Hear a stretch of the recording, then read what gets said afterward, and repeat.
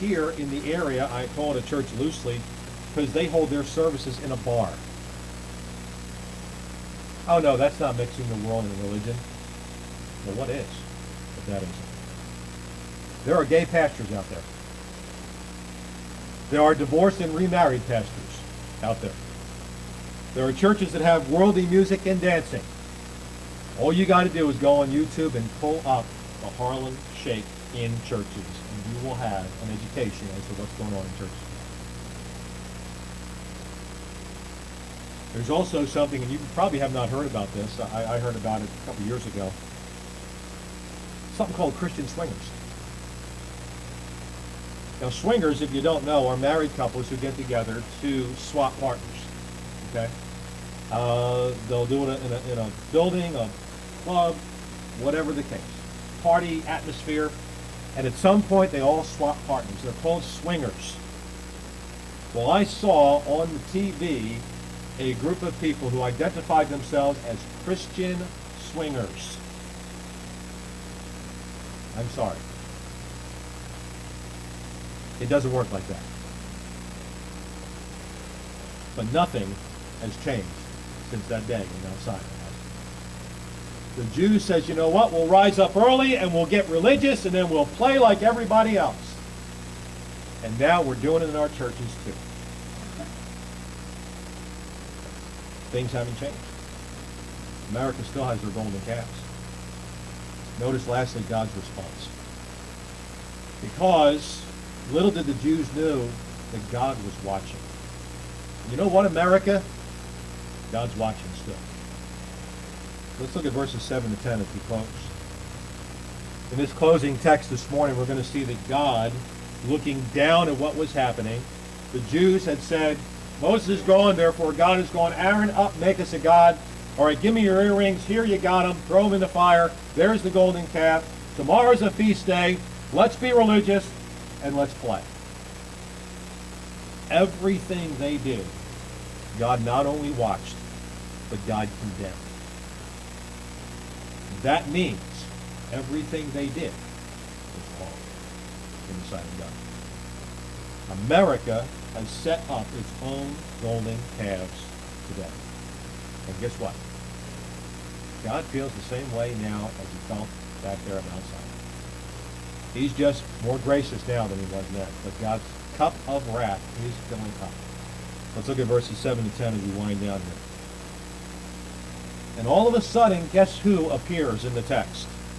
And the Lord said unto Moses, Go, get thee down.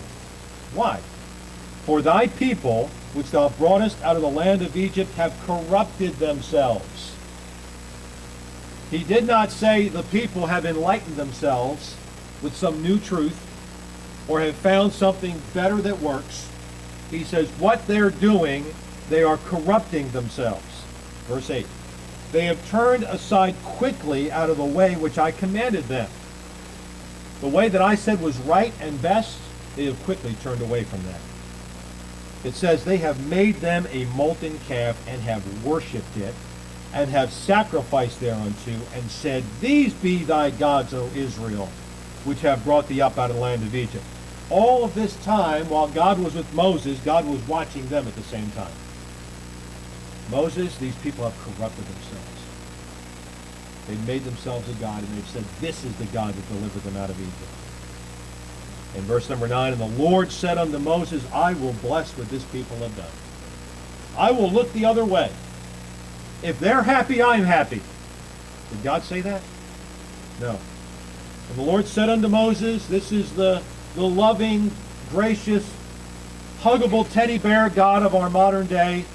And the Lord said unto Moses, I have seen this people, and behold, it is a stiff-necked people. People that only want their way and won't listen. What are you going to do about it? Verse 10. Now therefore let me alone, Moses, that my wrath may wax hot against them, that I may consume them, and I will make of thee a great nation. God says, Moses, get out of my way. I'm going to consume every last one of them, and I'll start over with you. And Moses had to intercede on the behalf of the people.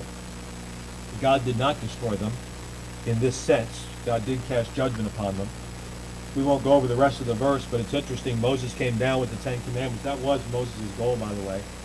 Moses came down with the Ten Commandments to give them God's Ten Commandments for them. And you know what Moses did with those Ten Commandments? He threw them down, he crashed them, he took that golden calf and ground it into powder and threw it in the water and made the people drink it. You know what Moses did? Moses said, first of all, you are unworthy for the commandments of God. You are a people who have no interest in the things of God, so why would you care about his commandments? You don't get God's commandments. And by the way, if you are so consumed with this golden calf, why don't you drink them? That's what a lot of people are doing today. Our country is not worthy of the commandments of God because we don't care about God. We don't care about his commandments. We don't want his commandments. And God's allowing the people of America to drink in all the negative characteristics and consequences of their golden calves. Folks, America has its own golden calf today. We can't condemn the Jews. We are far worse off than they are. Maybe you could get to some people and say, you know what? America's on the wrong track. I've said this before, folks. Until our government starts dealing with abortion and other social evils, I don't care how great the economy is doing. I don't care where the stock market is. I don't care how our battle with ISIS is. Those are on the peripherals.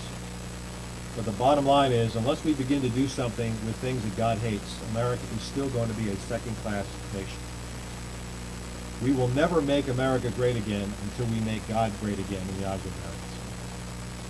And there hasn't been a Republican or a Democratic group that's been willing to do that yet. Folks, pray for our nation. Pray for our churches. Pray that God begins to wake up Christians, because churches are only the result of the people who sit in the pews. Do you realize that? We could bring a whole bunch of religious, liberal people in this church, and this church would seek to be Lighthouse Baptist Church. It would become some sort of contemporary club kind of a church that we would never recognize. All you have to do is bring the wrong people in. And you realize if we took this group of people and put them inside a Roman Catholic church, or a Mormon church, or a Jehovah's Witness church, or a Muslim temple, that that church would become like us. It's not the building, it's the people that make up the church. Pray for God's people. Pray for people who are religious and have some sort of sense of understanding. Pray that God does something, because his cup of wrath is filling up. With every head bowed and every eye closed.